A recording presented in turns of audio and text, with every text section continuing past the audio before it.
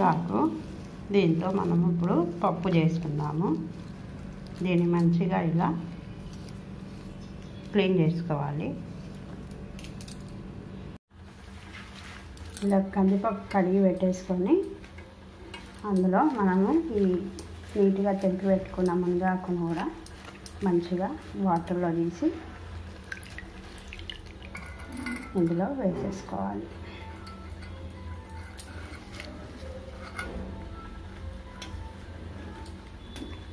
ఇందులో చాలా కాల్షియం ఎక్కువగా ఉంటుంది, విటమిన్ సి ఎక్కువగా ఉంటుంది, డి ఉంటుంది. ఇది కళ్ళకు కూడా చాలా మంచిది, బొక్కలకు కూడా చాలా మంచిది.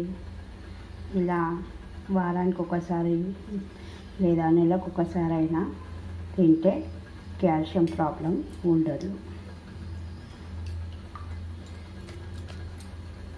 కొంచెం టమాటా వేయాలి, కొంచెం పసుపు, మన టేస్ట్కి సరిపడా ఉప్పు వేసుకోవాలి.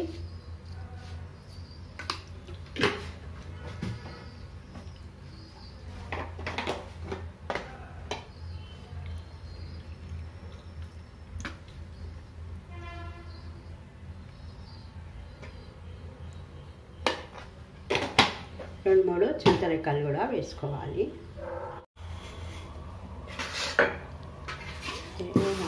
చింతరెక్కలు వేసుకోవాలి. వేసుకొని ఒక 4 విజిల్లు కుక్కర్ పెట్టేసుకుంటే సరిపోతుంది. మన మునగాకు పప్పు రెడీ అయిపోతుంది. మునగాకు పప్పు ఇట్లా మంచిగా ఉడికిపోయింది కదా, ఇప్పుడు దీన్ని కొంచెం రుబ్బుకుందాం.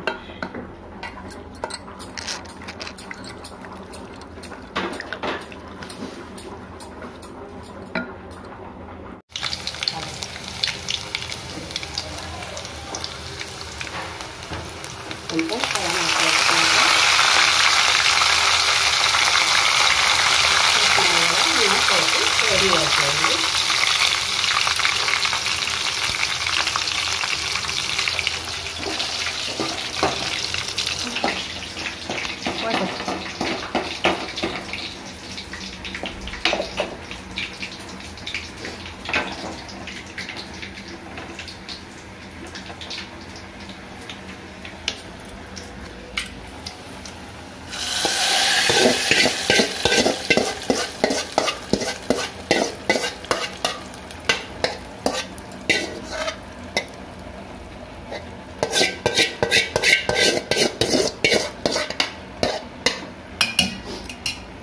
చూస్తున్నారు కదా, మునగాకు పప్పు మంచిగా రెడీ అయిపోయింది. సేమ్ పాలకూర పప్పు లాగానే ఉంటుంది. మీరు కూడా ఒకసారి ట్రై చేయండి. మా ఛానల్కి సబ్స్క్రైబ్ చేయండి, షేర్ చేయండి, లైక్ చేయండి. Thanks for watching. మునగాకులో చాలా హెల్త్ బెనిఫిట్స్ ఉంటాయి ఫ్రెండ్స్, తప్పకుండా ట్రై చేయండి. Thanks for watching.